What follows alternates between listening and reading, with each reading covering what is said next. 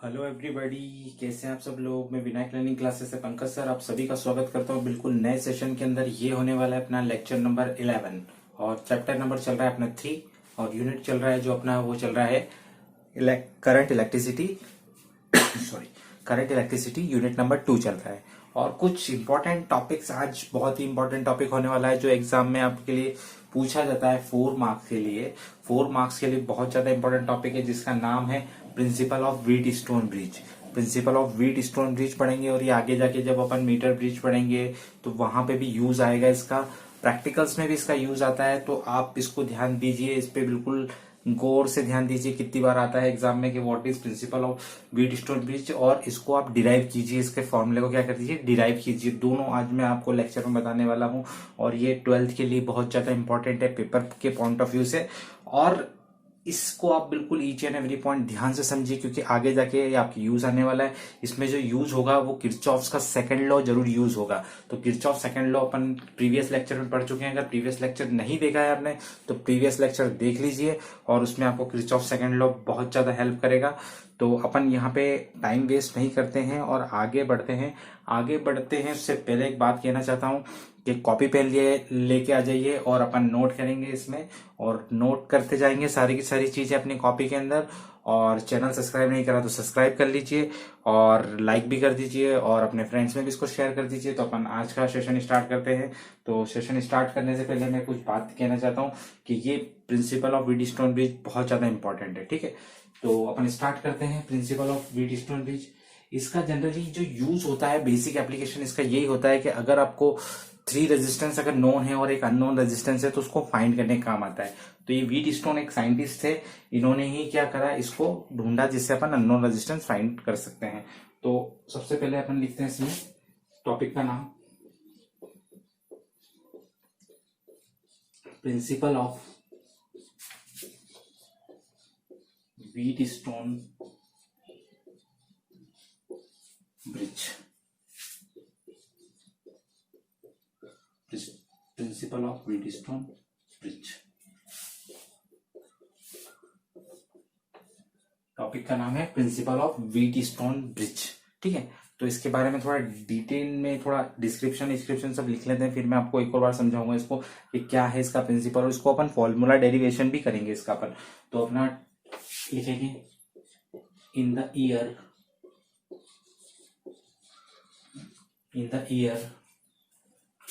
1842 की बात है जो प्रोफेसर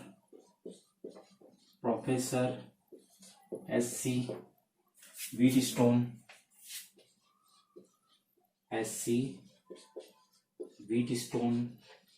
ठीक है। ये जो साइंटिस्ट का नाम था वो व्हीट स्टोन ही था, तो इन्होंने खुद के नाम पे अपने नाम पे इसको रख लिया wheat stone of England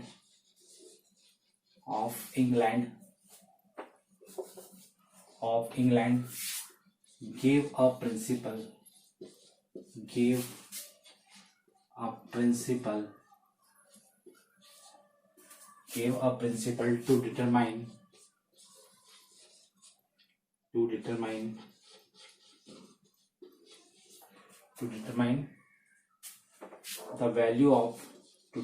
the value of unknown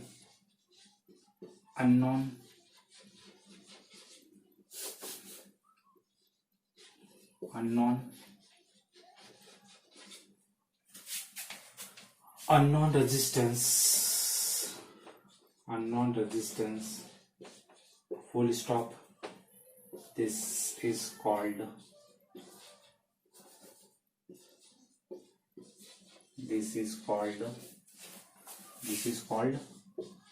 principle of wheat stone bridge. This is called principle of wheat stone bridge, ठीक है। तो एक साइंटिस्ट थे जो 1842 के अंदर आए, एस.सी. व्हीट स्टोन, और इन्होंने क्या है कि ऐसा कोई प्रिंसिपल फाउंड करा, इंग्लैंड के थे ये, जिससे अपन डिटरमाइन कर सकते हैं किसी भी अननोन रेजिस्टेंस को। इसलिए इसको क्या बोलते हैं व्हीट स्टोन ब्रिज, क्योंकि इसका जो स्ट्रक्चर था वो व्हीट स्टोन टाइप था। इसका डायग्राम से आपको सारी बातें क्लियर हो जाएंगी। डायग्राम बहुत ज्यादा इंपॉर्टेंट है, डायग्राम समझना बहुत जरूरी है। इसके अंदर इन्होंने क्या करा था,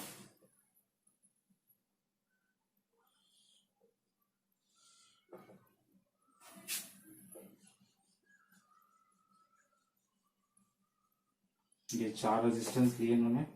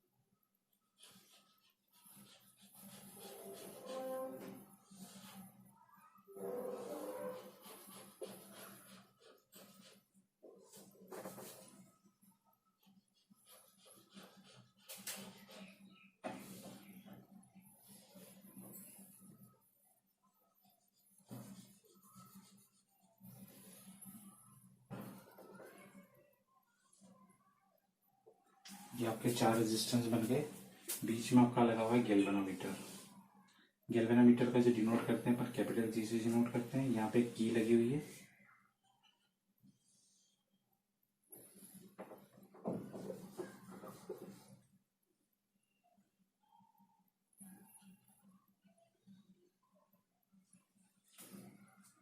ये अपने पास K2,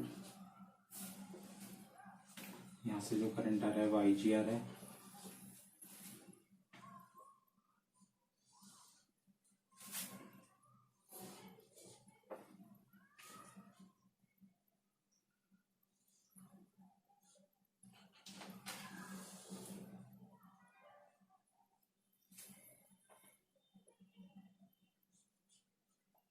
एक की ये लगी हुई है, एक की ये लगी हुई है। K1 करते हैं इसको, ये आपका माइनस, ये प्लस, ये EMF E।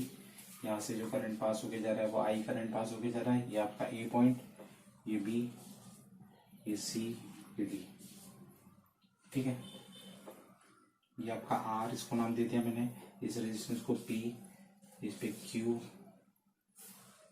और ये S। ठीक है, रेजिस्टेंस के नाम पे ध्यान रखना, PQ इधर, RS इधर। और यहाँ से जो करंट आपके पास जाएगा डिस्ट्रीब्यूशन, वो I1 इधर हो जाएगा, I2 इधर जाएगा। ठीक है, यहाँ पे आने के बाद यहाँ पे जो पहुंचेगा वो पहुंचेगा I2 माइनस IG, क्योंकि IG इधर शिफ्ट हो गया। और इधर आपके पास जाएगा I2 प्लस IG। ठीक है, यहाँ पे आपके पास जो जाएगा वो I1 में से IG माइनस हो जाएगा, और यहाँ पे जाएगा वो I2 प्लस IG जाएगा, क्योंकि I2 IG यहाँ से घूम के इधर से इधर आ जाएगा तो इधर निकल जाएगा, और वापस करंट यहाँ से कितना I आ जाएगा घूम फिर के। तो ये आपका डायग्राम है, इसका डायग्रामेटिक स्ट्रक्चर ये है, ये ABCD। ये आपका क्वाड्रिलेटरल बन रहा है। इस क्वाड्रिलेटर के अंदर 4 रेजिस्टेंस है जिसका नाम है PQRS रेजिस्टेंस है, जिसमें करंट फ्लो कर रहा है I1 I2, उसको डिस्ट्रीब्यूशन करते हैं। गैल्वेनोमीटर में जो करंट जा रहा है वो IG करंट जा रहा है, इसलिए अपन ने इसको G लिख दिया है।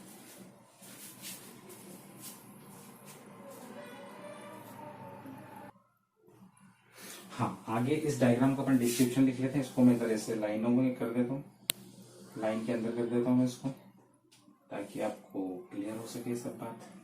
इसको अपन रब नहीं करेंगे अभी, क्योंकि अपने लास्ट तक काम आने वाला है, इसलिए अपन इसको बारे में लिख लेते हैं। It consist of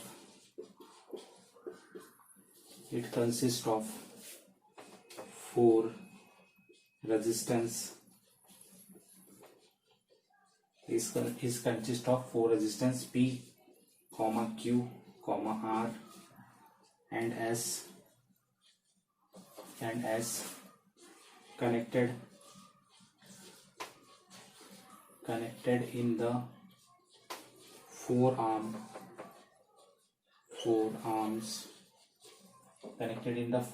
of a quadrilateral। 4 arms of the quadrilateral, देखो क्वाड्रिलेटरल टाइप स्ट्रक्चर बन रहा है, इसके चारों आर्म से कनेक्टेड है 4 रेजिस्टेंस जिसका नाम है क्वाड्रिलेटरल का ABCD, फुल स्टॉप। ठीक है, और अ सेल इसको अपन एक काम करते ऊपर लिख देते हैं, यहाँ तक उतार लीजिए, फिर मैं ऊपर का रब करके ऊपर लिखेंगे बाकी की चीजें। ये आप सब नोट कर लिया होगा यहाँ का।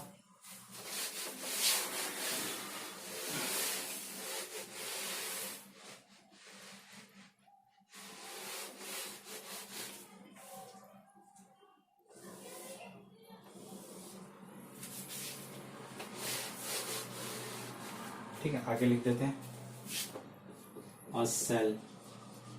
एक जो सेल लगा हुआ है ये आप देख सकते हो, ई नाम का एक सेल लगा हुआ है। तो a cell of EMF, a cell of EMF capital E is connected across is connected across is connected across is connected across the diagonal is connected across a diagonal is connected across a diagonal। देखो diagonal से बिल्कुल ये इस वाली diagonal और इधर वाले से ये दोनों पॉइंट से कनेक्टेड है, तो इसकी डायगोनल होगी connected across a diagonal, connected across a diagonal AC and a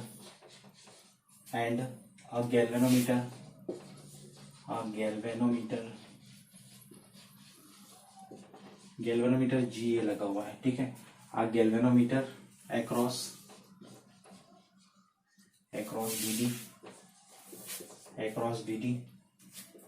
BD के अक्रॉस लगा हुआ है। when current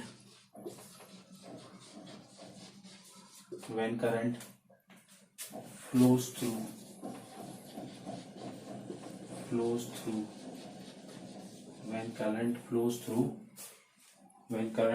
through the circuit, जब करंट इस सर्किट में क्या होगा, चलना शुरू हो जाएगा। when current flows through the circuit, तो क्या होगा, the four resistance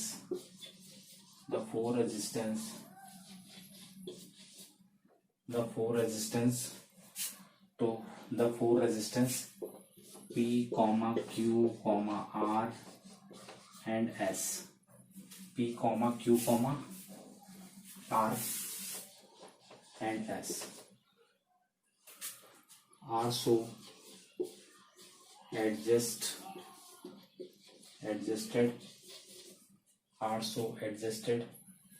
that galvanometer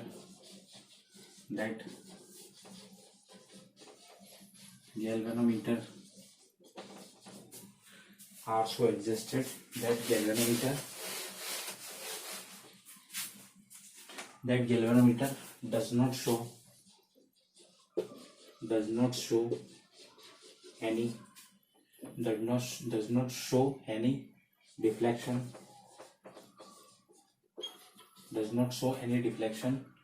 under this condition the bridge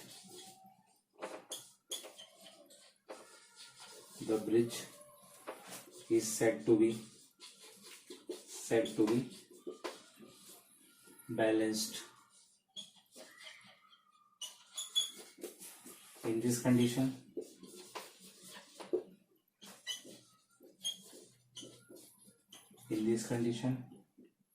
P upon Q equal to R upon S।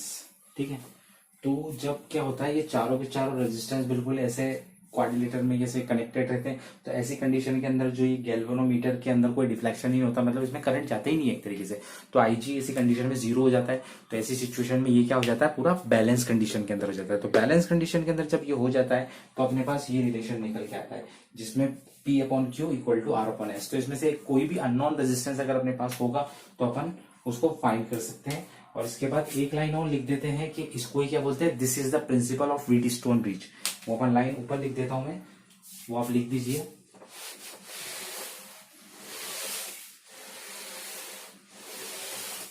ये आपका हो जाएगा,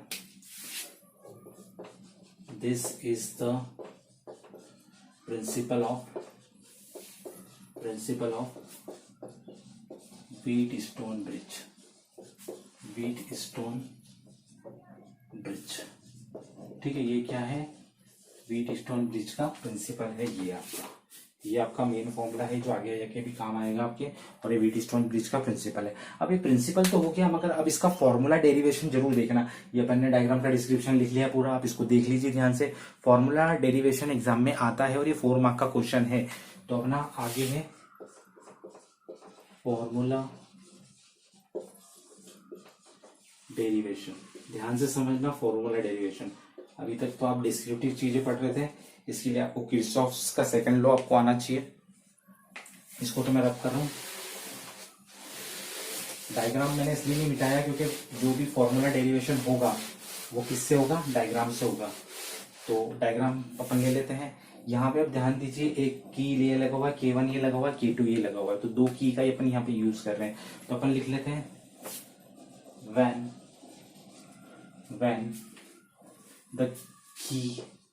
when the key K1 and K2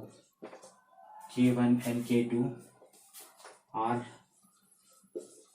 closed, then applying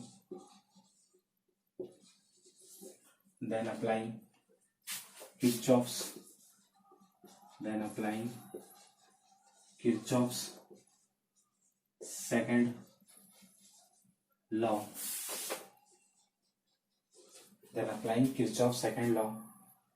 in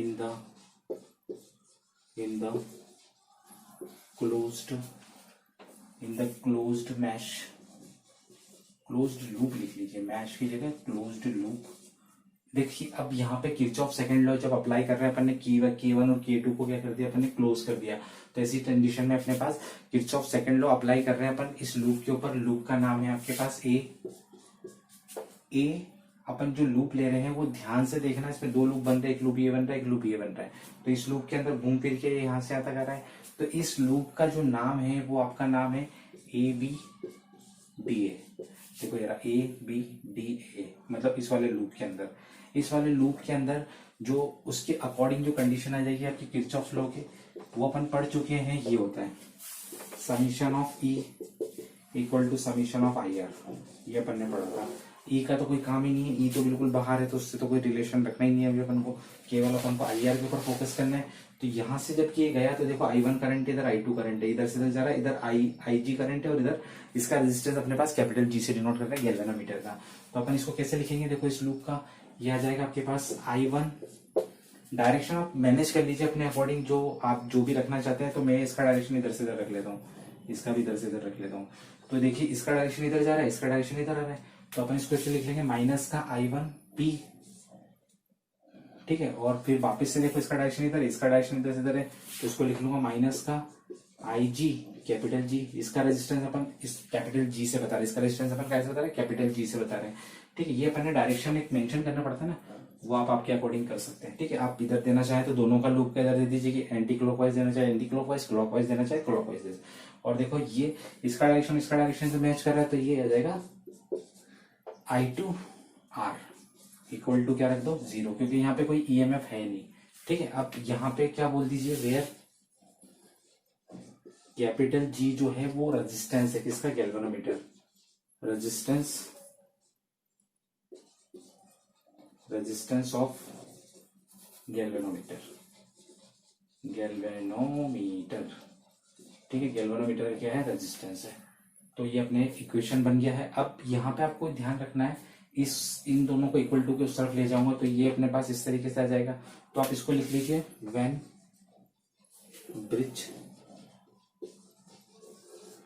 bridge is balanced, जब bridge क्या आ जाए, balance condition में आ जाए, क्या आ जाए, बैलेंस सिचुएशन में जब आ जाए। तो बैलेंस सिचुएशन में इस बीच वाले में करंट फ्लो होता ही नहीं है, ठीक है। बैलेंस वाले सिचुएशन में क्या होता है, देन आप क्या लिख दोगे, IG इक्वल टू 0। तो ऐसी कंडीशन में IG आपका क्या हो जाएगा, 0 हो जाएगा।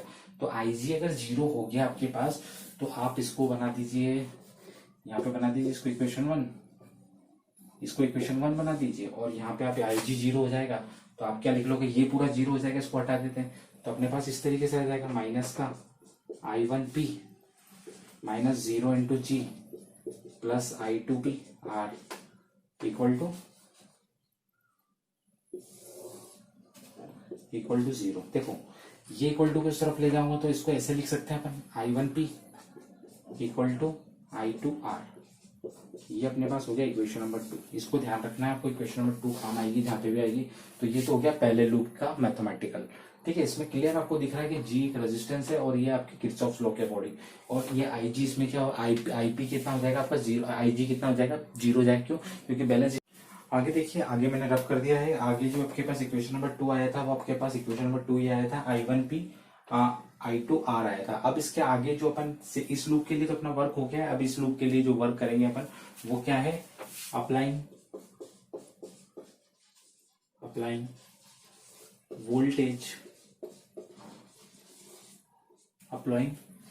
वोल्टेज लॉ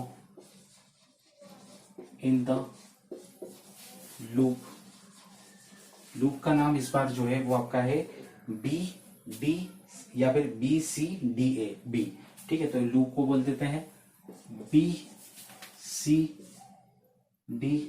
और फिर B।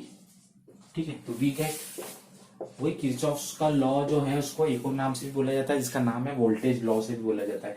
तो इसके अंदर एक बात ध्यान रखिए कि यहाँ पे आपके पास देखिए अपन ने लूप का डायरेक्शन ये वाला रखा था। तो देखिए इसकी बात कर लेते हैं पहले। इसका डायरेक्शन इस तरफ जा रहा है मगर ये लूप का डायरेक्शन इस तरफ है, तो अपोजिट डायरेक्शन पड़ रहा है। तो इसको आप ऐसे लिख लीजिए, माइनस का I1 माइनस IG। वो माइनस IG क्यों हुआ? क्योंकि यहाँ से गया करंट गया था I1 और IG इधर मुड़ गया तो कुछ बचा हुआ करंट इसके पास जाएगा आगे, तो वो बचा हुआ करंट उसमें से माइनस करना पड़ेगा। और यहाँ पे इसका रेजिस्टेंस कितना है, कैपिटल Q। फिर देखिए आप यहाँ से यहाँ जाइए इस वाले के ऊपर, तो इस वाले का डायरेक्शन भी देखो इधर है और इसका भी इधर है। तो आप क्या था कितना लिख दोगे इसको ब्रैकेट के अंदर I2 प्लस IG। ये I2 प्लस IG कैसा होगा, ये IG करंट जो यहाँ से गया वो यहाँ से घूम के इससे ऐड हो जाएगा साथ में, और इसका रेजिस्टेंस कितना S। फिर प्लस कर दीजिए, फिर प्लस में देखिए एक और ये बच रहा बीच वाला, तो बीच वाला तो आपका कितना हो जाएगा IG और कैपिटल G इक्वल टू 0। तो ये इसका रेजिस्टेंस कितना है, कैपिटल G से अपन डिनोट कर रहे हैं। और इसके बाद आपको पता है when the bridge is balanced, bridge कैसा है, बैलेंस कंडीशन में हो। तो जब भी कभी ब्रिज बैलेंस कंडीशन में, तो बीच वाले में करंट जाते ही नहीं है, करंट नहीं जाता, इसका मतलब उसका IG करंट कितना हो जाएगा, IG इक्वल टू 0 हो जाएगा ऐसी कंडीशन में। तो वी गेट, ये बैलेंस कंडीशन की कंडीशन आपको ध्यान रखना है। तो देखो यहाँ पे भी IG अपन 0 रख देंगे, यहाँ पे भी 0 रख देंगे, यहाँ पे भी 0 रख देंगे, तो बचेगा क्या, देखो यहाँ पे अगर 0 रख दिया तो बचेगा आपके पास माइनस का I1Q प्लस यहाँ पे बचेगा आपके पास I2S, और ये तो पूरे 0 हो जाएगा, तो आपके पास इक्वल टू में 0 लगा दो। इसको अपन इधर से उधर कर देंगे तो इसे लिख देना I1Q इक्वल टू I2S। ये आपके पास इक्वेशन नंबर 3। अब देखिए इक्वेशन 2 ये रही, इक्वेशन 3 ये रही। अब इन दोनों को आपस में डिवाइड कर देंगे, तो आप लिख लेंगे ऑन डिवाइडिंग इक्वेशन 2/3। ठीक है, 2 से 3 को डिवाइड कर देंगे तो देखिए कितना आ जाएगा, I1P upon I1Q equal to I2R upon I2S। तो देखिए क्या क्या कैंसिल हो रहा है, यहाँ से जो कैंसिल हो रहा है वो आपका I1 से I1 कैंसिल, I2 से I2 कैंसिल। तो आपके पास जो बच रहा है वो क्या बच रहा है, P upon Q equal to R upon S। तो ये आपके पास आ गया, दिस इज प्रिंसिपल ऑफ